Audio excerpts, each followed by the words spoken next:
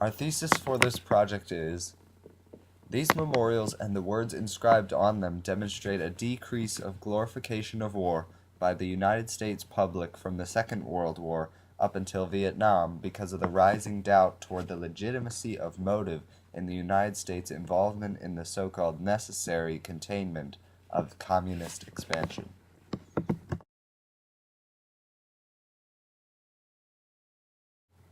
The World War II Memorial easily catches the eye and is an amazing work of art and remembrance. The sheer size and grandeur of the World War II Memorial is significant because it is much larger and more extravagant than any of the other war memorials. This extravagance represents the glorification of World War II and the celebration that ensued after the United States victory.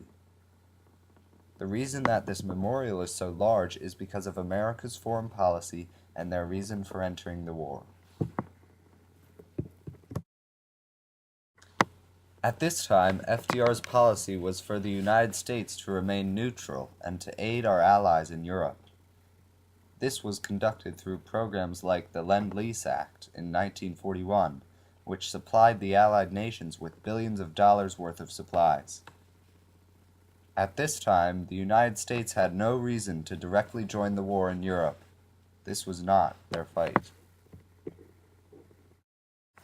Warren F. Kimball, a history professor at Rutgers University, argues against FDR's isolationism by saying that he wanted the great powers to act as policemen and maintain peace.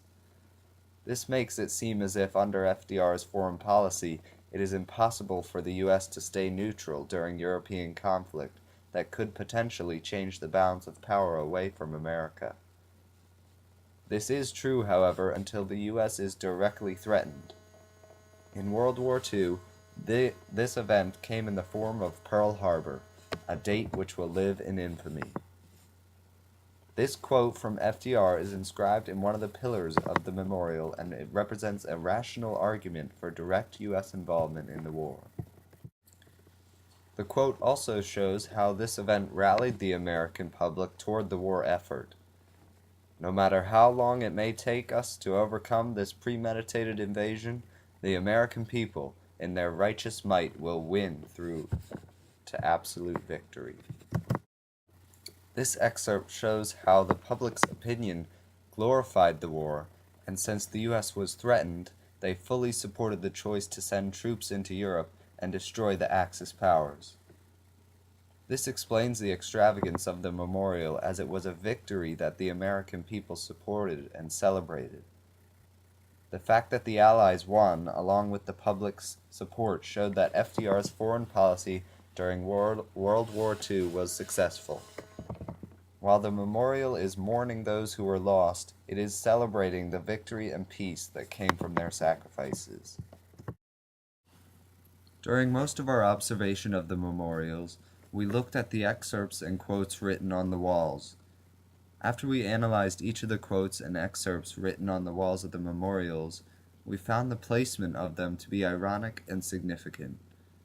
For example, quotes from Truman are on the opposite side of the quotes from FDR. This is significant because it represents how the drastic change from FDR to Truman was one that was not easily embraced by the public.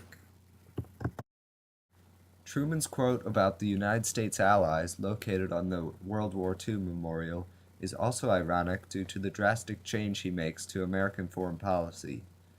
The quote says, "The heroism of our own troops was matched by that of the armed forces of the nations that fought by our side. They absorbed the blows and they shared to the full and ultimate destruction of the enemy." This is an interesting quote, as Truman would change the U.S. foreign policy to direct involvement with little aid and recognition to the Allies. FDR's foreign policy during World War II was isolationist until the Pearl Harbor attacks. This gave the U.S. justification to directly enter the war, as well as uniting the American people against the Nazi regime.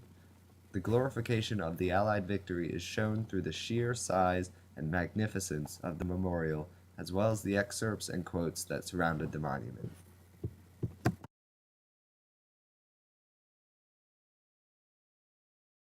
Despite the World War II's grandiose size and number of quotes, the Korean War Memorial has very few words inscribed on it. The main passage shows a dwindling sense of pride in our involvement in Korea.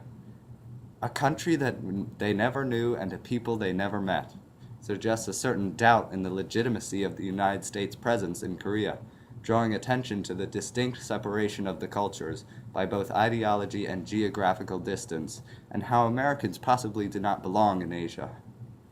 The fact that we never met our Korean allies demonstrates that the U.S. was involved in Korea more for their own benefit in deterring communist expansion. Furthermore, the fact that, of all the possible things that could have been said on the memorial, this lack of relationship between Americans and Koreans that was addressed suggests that Harry Truman administration assumed too easily that they, as the arsenal of democracy, could mingle amongst the Asian people halfway around the world without strong resentment and resistance. The words on the Korean memorial, supported by the pale-faced soldier models and ghostly wall of men, shows a decline in the glorification of war compared to World War II, as Truman and the United States foreign policy was unpleasantly surprised in realizing fighting communism on its own turf was much more difficult than what they expected.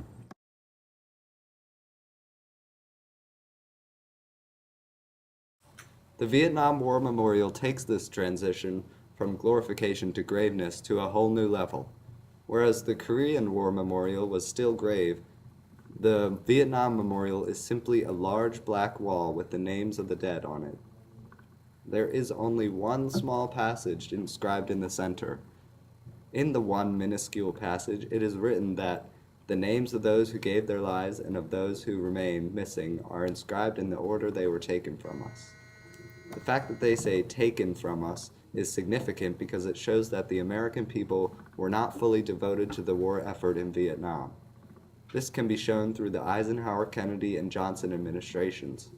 As we sent over more and more troops, the public opinion of the war became less and less optimistic. By the end of Lyndon B. Johnson's presidency, American people had finally realized that the United States needed to pull out of Vietnam. By doing this, they realized the possibility of their overestimation of the communist threat.